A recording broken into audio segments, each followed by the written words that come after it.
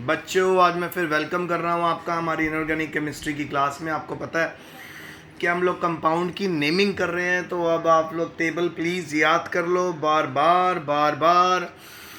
एक ही बात आपको बोल रहा हूँ कि बच्चों टेबल याद कर लो।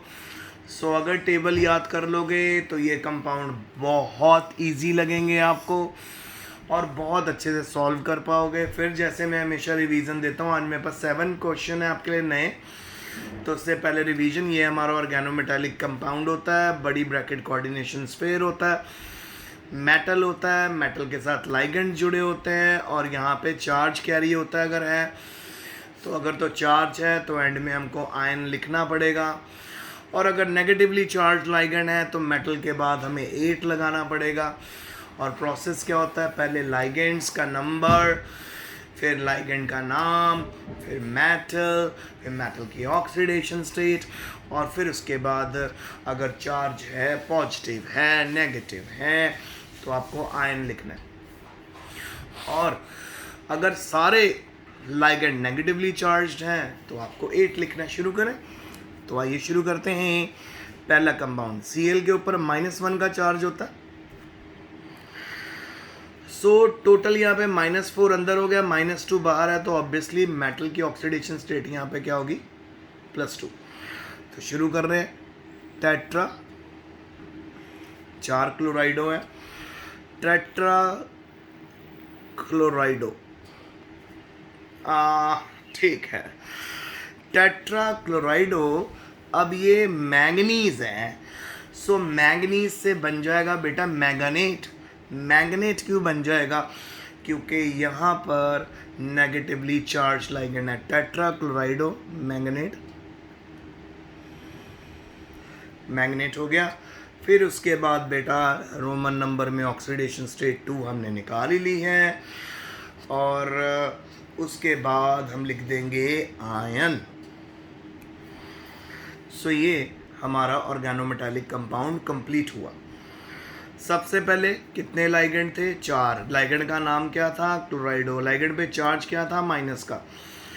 इस करके मैंगनीज के साथ हमने मैंगनेट लिखना शुरू करा। यहाँ पे मैंगनीज नहीं लिखेंगे, मैंगनीज तब लिखते अगर यहाँ पे न्यूट्रल लाइगेंड होते हैं।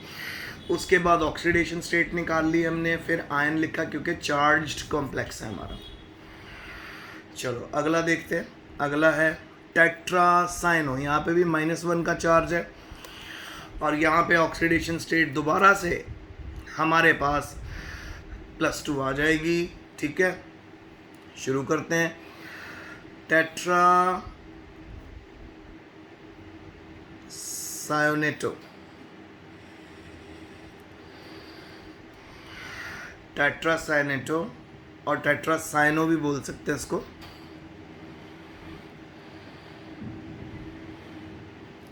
और सायनो, टेट्रासाइनो। फिर उसके बाद है मैंगनेट,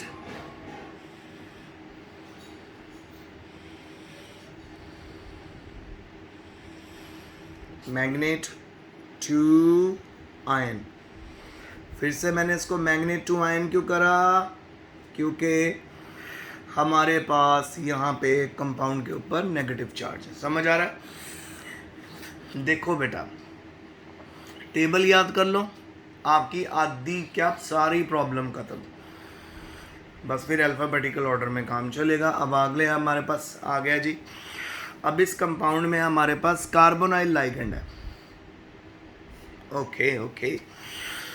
कार्बोनाइल लाइगेंड जो बच्चों होता है, ये लाइगेंड होता है हमारा न्यूट्रल लाइगेंड, तो यानी इस पे 0 चार्ज है। बाहर भी कोई काउंटर आयन नहीं है, ना तो लेफ्ट साइड पे कोई काउंटर आयन है, ना तो राइट साइड पे कोई काउंटर आयन है। तो क्या चक्कर होने वाला है, चक्कर बच्चों ये होने वाला, ना तो राइट पे ना लेफ्ट पे। तो यहाँ पे हम लोग मेटल की ऑक्सीडेशन स्टेट 0 लेने वाले हैं। मेटल की ऑक्सीडेशन स्टेट न्यूट्रल लाइगेंड के साथ तब आती है अगर बाहर हमारे पास कोई काउंटर आयन हो। अगर यहाँ पे Cl2 होता तो आ जाती +2। अगर यहाँ पे हमारे पास होता SO4 नेगेटिव तो भी आ जाती +2। तो अभी यहाँ पे कोई काउंटर आयन नहीं है, तो आयरन हमारा सिंपल 0 ऑक्सीडेशन स्टेट शो करेगा। तो लिखिए पेंटा कार्बोनाइल आयरन, पेंटा कार्बोनाइल आयरन और रोमन नंबर में 0 इसकी ऑक्सीडेशन स्टेट।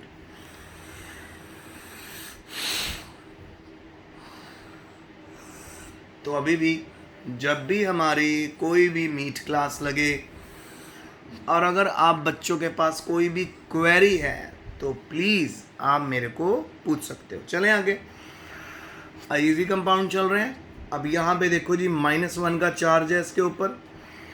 कंपाउंड कितने का चार्ज कैरी कर रहा है? कंपाउंड तो नहीं, -4 का चार्ज कैरी कर रहा है। तो ऑब्वियसली -6 अंदर,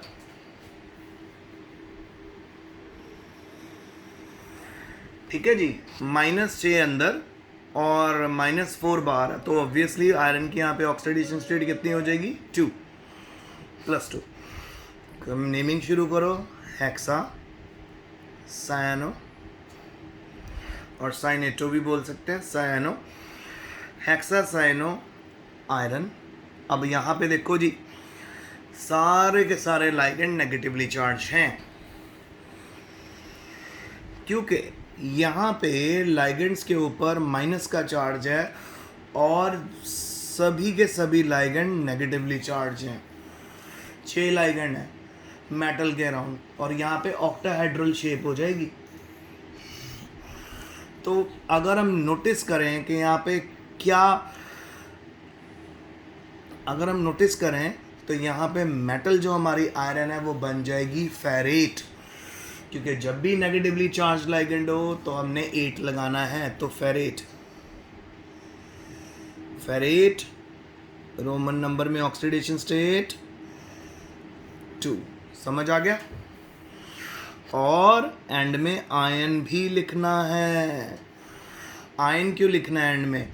आयन इसलिए लिखना है क्योंकि ये चार्ज्ड कोऑर्डिनेशन कंपाउंड है हमारा। जो यहाँ पे जो आपको हमारा का कोऑर्डिनेशन कंपाउंड है, जब भी उसके ऊपर चार्ज होगा बेटा, जब भी उसके ऊपर चार्ज होगा आपको आयन लिखना पड़ेगा। चाहे पॉजिटिवली चार्ज आपका कोऑर्डिनेशन स्फीयर हो, चाहे नेगेटिवली चार्ज कोऑर्डिनेशन स्फीयर हो, अगर उसके ऊपर चार्ज है तो एक बात माइंड में आपने रखनी है कि भी वो जो चार्ज होगा तो आपको आयन लिखना पड़ेगा। और ऑलवेज रिमेंबर कोऑर्डिनेशन स्फीयर में 99.9%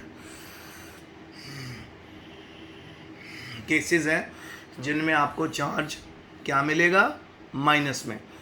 रेयरली आपको ऑर्गेनोमेटालिक कंपाउंड पे पॉजिटिव का चार्ज मिलेगा। ठीक है, अब चलें आगे। लीजिए अगला कंपाउंड आ गया। बस यहाँ पे अगर हमारे पास -4 था, यहाँ पे -3 दिया हुआ है। सो आपको पता ही है यहाँ पे ऑक्सीडेशन स्टेट क्या हो जाएगी? -1 तो Cn का चार्ज कैरी करता है, -6 अंदर है, -3 बाहर है, तो आयरन की ऑक्सीडेशन स्टेट कितनी हो जाएगी भाई? सिंपल 3 हो जाएगी। और यहाँ पे भी हमको फेरेट लिखना पड़ेगा क्योंकि यहाँ पे मेटल जो है हमारा नेगेटिवली चार्ज लाइगेंड्स के साथ जुड़ा हुआ है। तो फिर से नेमिंग स्टार्ट होगी। Hexacyanoferrate 3 ion.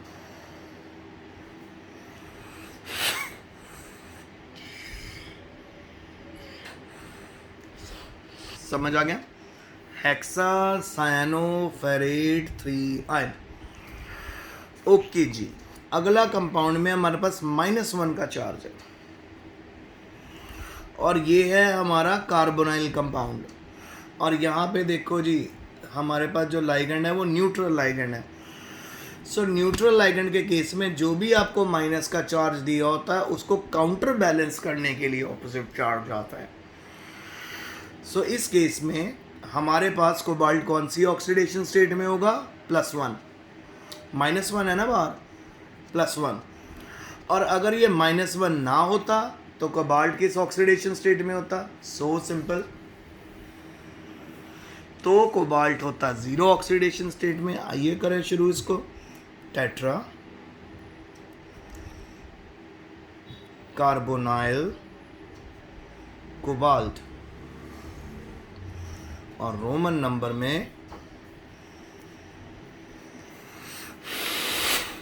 Oxidation state कितना होगा 1। और हमें इसके साथ बेटा क्या लिखना है, आयन भी लिखना है। जब भी हमारे पास चार्ज होगा हमारे कोऑर्डिनेशन स्फीयर के ऊपर तो हम आयन ज़रूर लिखेंगे। इट इज़ नेसेसरी, चाहे प्लस हो चाहे माइनस का चार्ज हो, लिखना ही लिखना है। चलो जी, अब लास्ट कंपाउंड देखिए जरा। -1 का चार्ज तो फ्लोरीन के ऊपर है, तो -3 अगर बाहर है तो ऑब्वियसली -6 अंदर है, तो बाहर कोबाल्ट की ऑक्सीडेशन स्टेट कितना हो जाएगा, कितना हो जाएगा +3।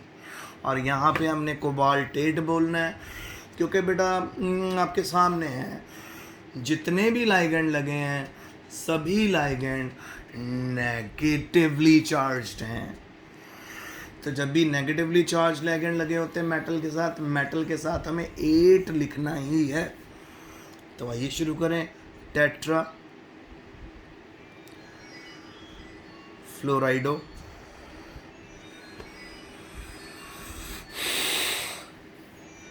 टेट्रा फ्लोराइडो कोबाल्टेट, बंद कर दो दरवाजा। टेट्रा फ्लोराइडो कोबाल्टेट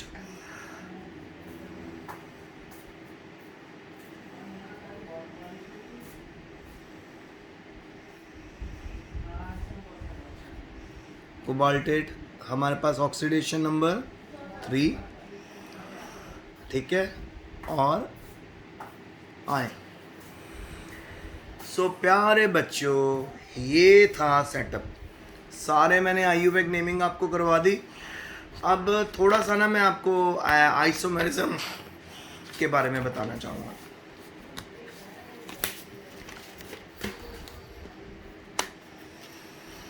अगर मेरे पास इस तरह का कंपाउंड है, कोबाल्ट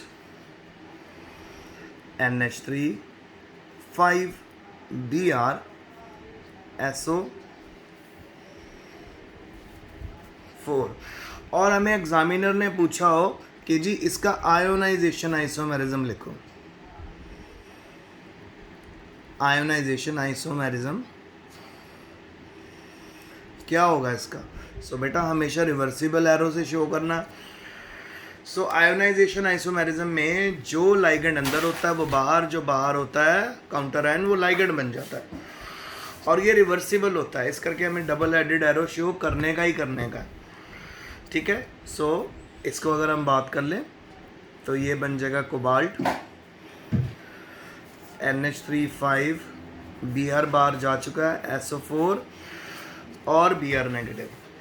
तो बेटा आपको पेपर में ना या टेस्ट में कभी पूछ सकते हैं, आपको ये कंपाउंड दिया होगा, लिखा होगा इसके जी आयोनाइजेशन आइसोमर का आईयूपैक नेम बताओ।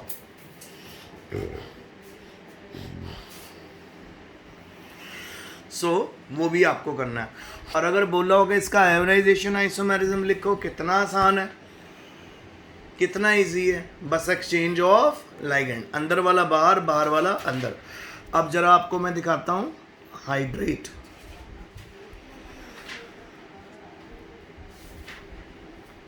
हाइड्रेट आइसोमेरिज्म देखो आप। हाइड्रेट आइसोमेरिज्म में हमारे पास वाटर होगा ही होगा। तो सपोज हमारे पास है क्रोमियम, फिर हमारे पास है H2O है सपोज 5, और बेटा फिर उसके बाद हमारे पास है NO2, और बाहर हमारे पास है Cl। इसका अगर हमें हाइड्रेट आइसोमेरिज्म बनाना है तो सिंपल, एक वाटर का मॉलिक्यूल बाहर और आपका क्लोरीन अंदर या क्लोराइड अंदर। तो इसका आयोनाइजेशन आइसोमेरिज्म होगा Cr H2O 4 Cl NO2 बड़ी ब्रैकेट क्लोज एंड H2। सो ये हो गया आपका हाइड्रेट आइसोमेरिज्म। सो मैं जब भी आपकी मीट क्लास लगाऊंगा मेक श्योर कि आपको ये टेबल अच्छे से याद हो। फिर ज्योमेट्रिकल आइसोमेरिज्म में भी आपको दिखा देते हैं, ज्योमेट्रिकल डिस्कस कर लेते हैं।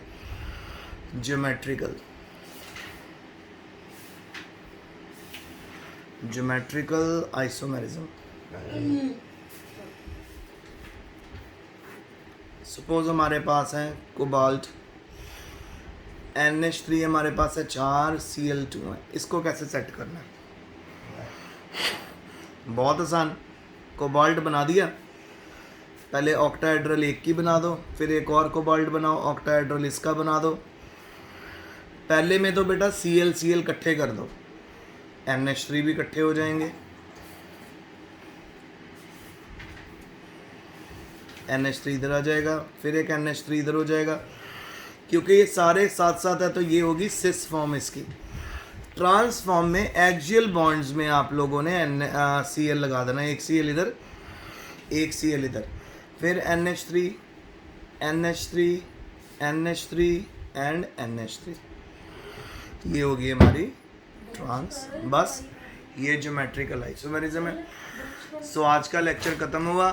सो आप लोग मेहनत से पढ़ो, अच्छे पढ़ो, study hard, stay safe, and if you have any difficulty you can ask me and I'm always there to solve your queries। बेटा अब जैसे जैसे टाइम बीतता जाएगा आपको कंपाउंड आते रहेंगे। इसमें IUPAC नेमिंग ही नहीं है, और भी बहुत से क्वेश्चन हैं जो मैं आपको धीरे धीरे करवाऊंगा, कॉन्सेप्ट्स हैं, टॉपिक्स हैं। सो आज के लिए इतना ही। Stay home, stay safe, best of luck and study.